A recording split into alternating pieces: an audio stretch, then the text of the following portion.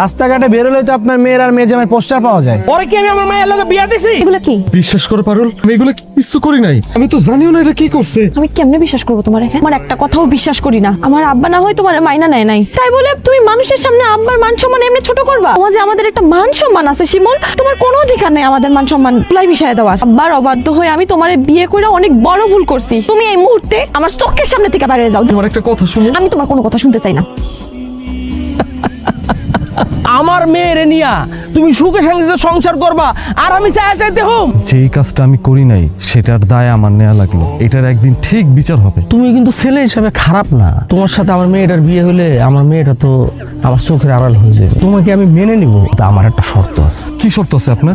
আপনি বলেন। আপনার সব শর্ত মানতে আমি রাজি আছি। বয়স হয়ে গেছে, একলা থাকা যায়। তুমি যদি একটা মেয়ের সাথে আমাকে বিয়ে দিতে পারো এবং পারুলকে রাজি করাইতে পারো, তাহলে আমি তোমাকে ধুমধাম করে বিয়ে দিব। আর যদি না পারো, তাহলে আমার মেয়ে তোমাকে ভোলার জন্য যা যা করার দরকার সবকিছু আমি করব। আপনার মনটার মধ্যে তো অনেক কষ্ট, সেটা আমি বুঝতে পারছি। ঠিক আছে, আমি আপনার বিয়ে দিব, বিয়ের ব্যবস্থা করতেছি। আপনার জন্য তো আমি অল্প বয়সের মাইয়া খুঁজে পাবো না। তোমার সেই রাস্তা আমি সহজ করে দিতেছি। ওই যে আমাদের বাড়ির পরে যে আরেকটা বাড়ি আছে না, ওই বাড়িতে একটা মহিলা থাকে। ওই মহিলার অনেকদিন আগে বিয়ে হয়েছিল, কিন্তু সংসার 2 বছরের বেশি টিকে নাই। তার জামাই অন্য আরেকটা মায়া নিয়ে পালায় গেছে, বাচ্চা কাচ্চাও নাই। অনেক বছর যাবত তাকে আমি খুব পছন্দ করি। ওই মহিলাকে আমার সাথে বিয়ে দেওয়ার জন্য রাজি করতে পারো? তুমি যা চাইবা, যেমনি চাইবা আমি তাই করব। এটা কোনো কাম করলেন আপনি? আমার জন্য এত সহজ একটা কাজ আমার দিলেন। এক্ষুনি আমার লগে যাইবেন। আপনাকে দুইজনের বিয়ার ব্যবস্থা আমি এক্ষুন করুন। আমি তো জানি তুমি এটা পারবা। কে আপনি? কারে চান? আমরা পাত্রপক্ষ। এটা কি কমিউনিটি সেন্টার? পাত্রপক্ষের বাড়িতে আপনি বিয়ে খাইতেছেন?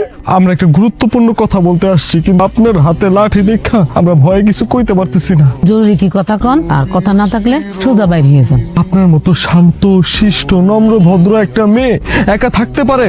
এটা তো অন্যায়। একা না থাকলে কি করব? আমার স্বামী অন্য একটা মায়ের হাত দিয়ে পালাই গেছে। আপনি যদি রাজি থাকেন, আপনার বিয়ের সম্বন্ধ নিয়ে আমরা কথা বলতে পারি।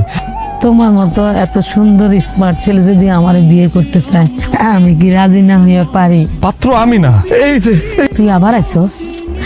আমার বিয়ার 2 বছর পর আমার স্বামী চলে গেছে, তারপরে এই 10টা বছর তুই আমার জ্বালাইছ, আমার পিছে পিছে ঘুরছ, আমার ঘরে গেলে দরজ, বাইরে গেলে দরজ, পুকুর পাড়ে দরজ, তুই আমার পিছে পিছে হাঁটস।